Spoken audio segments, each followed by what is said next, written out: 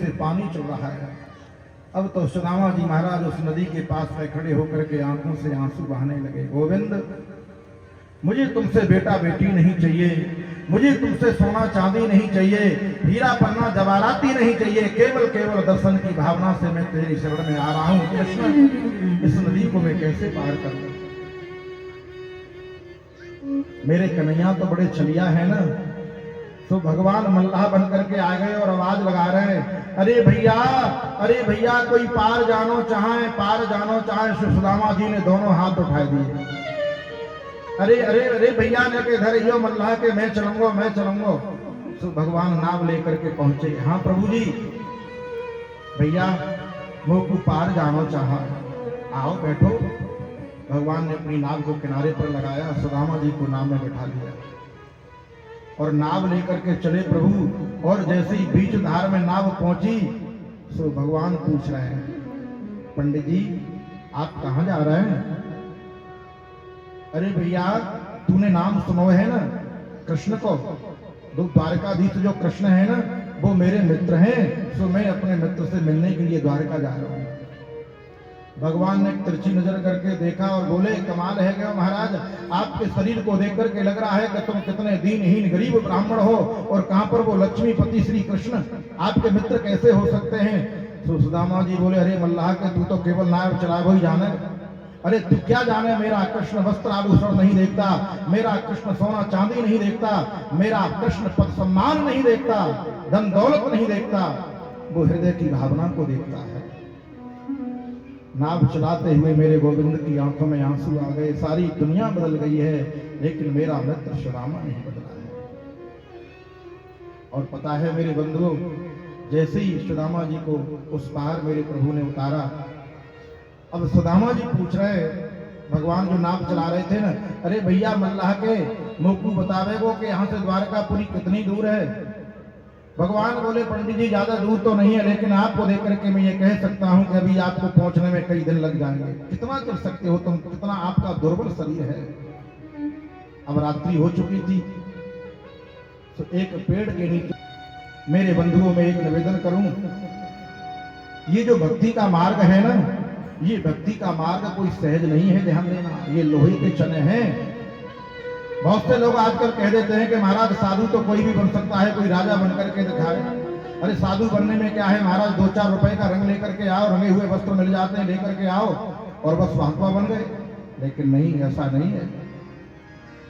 पर धन पर मन हरण को बेचा परम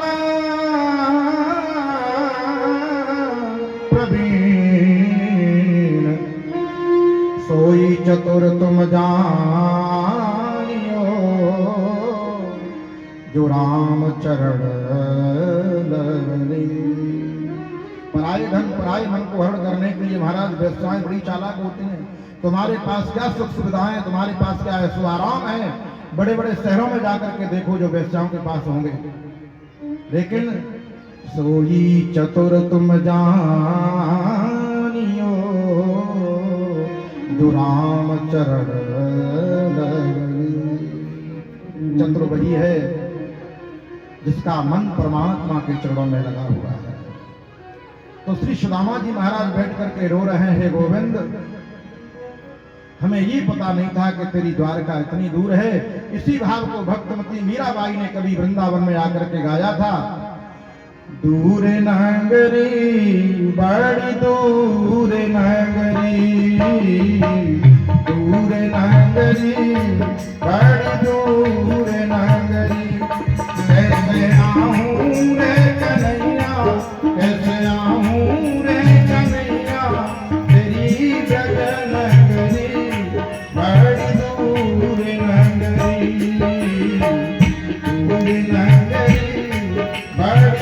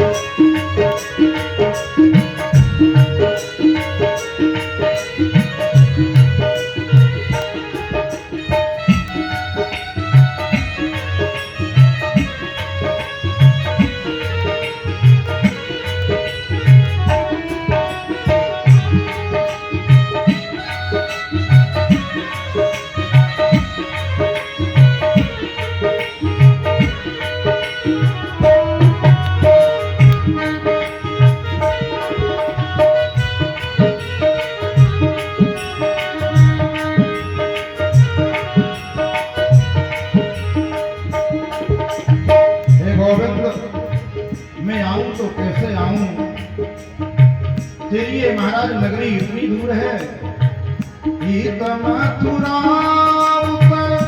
गोकुल नगरी प्रीत मथुरा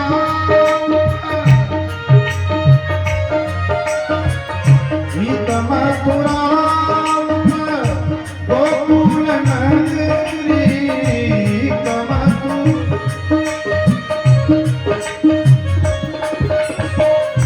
बीच बहरे लाला बीच बहरे यमुना गहरी बड़ी दूर नगरी बड़ी दूर नगरी हो दूर नगरी बड़ी दूर नगरी।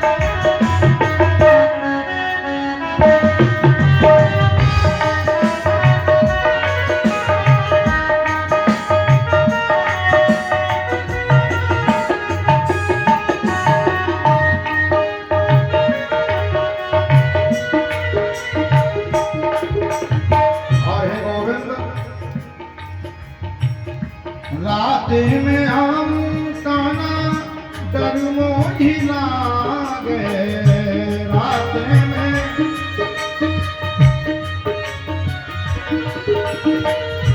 रात में